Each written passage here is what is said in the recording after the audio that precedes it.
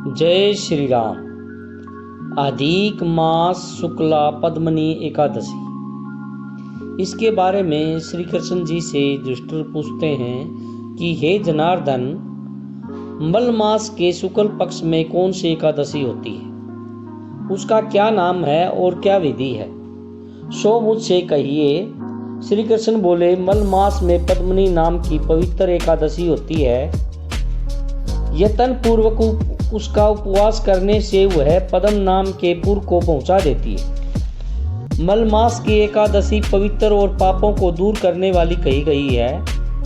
उसका फल ब्रह्मा जी भी नहीं कर सकते। प्राचीन समय में ब्रह्मा जी ने पद्मनी के उत्तम व्रत को विधि पूर्वक नारद जी से वर्णन किया है। यह पापों को नाश करने वाला और मुक्ति भक्ति को देने वाला है।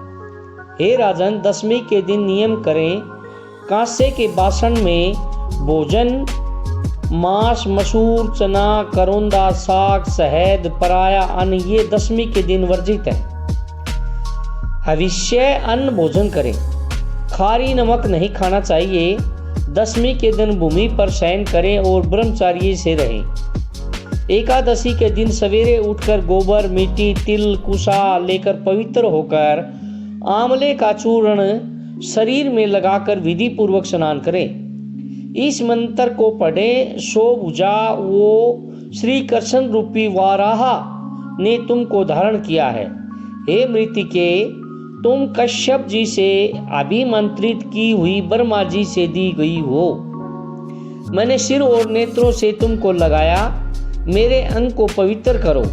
हे देवताओं के देवता, हे शंख चक्र गदा धारण करने वाले, हे जगन्नाथ, हे विष्णु, मुझको तीर्थ में स्नान करने की आज्ञा दीजिए।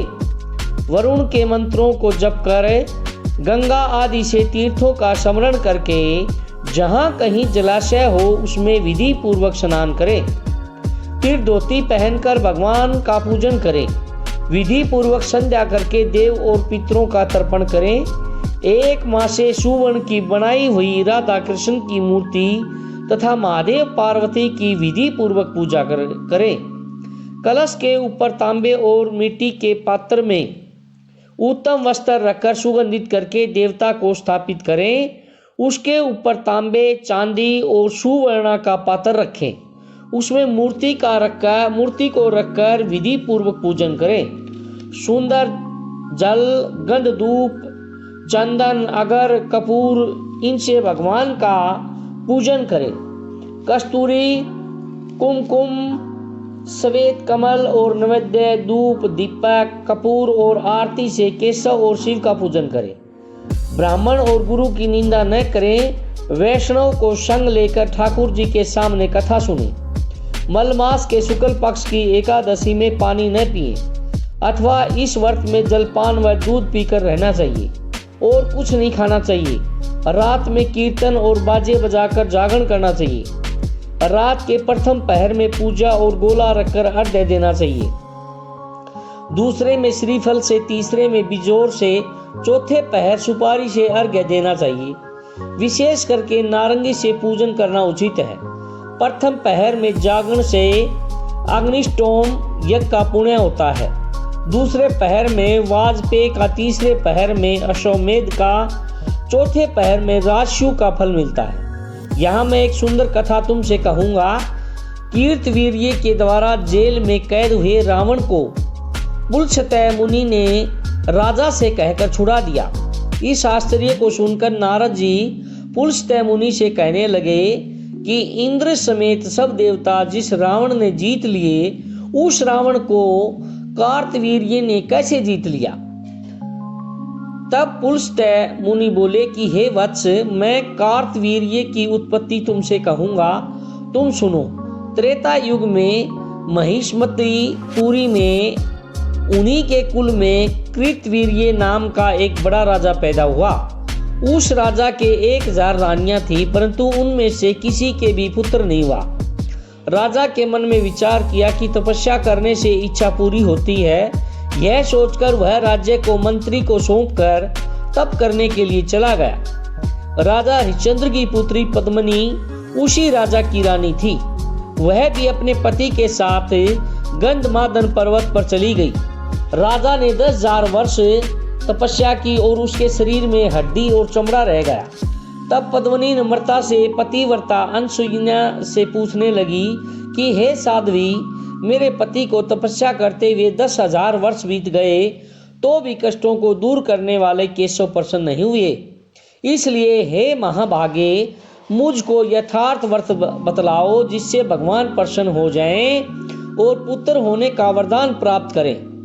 हमारे राजा पुत्र के न होने से अत्यंत दुखी हैं, क्योंकि पुत्रहीन मनुष्य को मोक्ष नहीं मिलता।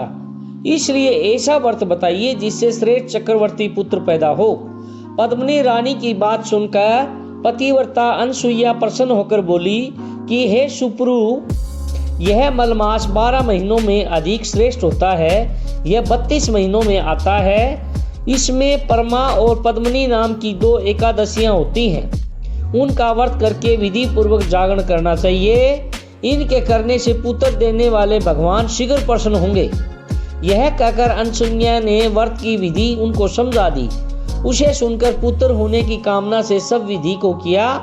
व्रत पूर्ण होने पर केशव भगवान शीघ्र प्रसन्न हो गए। गरुड़ ध्वज भगवान बोले कि हे सुंदरी, वर मांगो।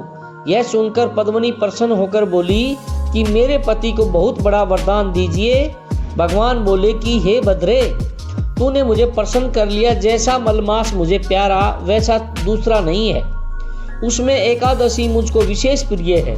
हे सुंदरी, तूने विधि पूर्वक एकादशी का व्रत किया है। इसमें मैं तुम पर प्रसन्न हूँ। तुम्हारे पति को मैं इच्छा अनुसार वर दूंगा।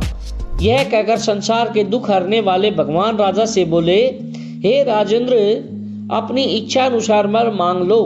रानी ने तुम्हारी कामना सिद्ध होने के लिए मुझे प्रसन्न कर लिया है। विष्णु का वचन सुनकर राजा प्रसन्न हो गया। जिसको सब लोग नमस्कार करें, ऐसी बड़ी भुजाओं वाला पुत्र मांगा।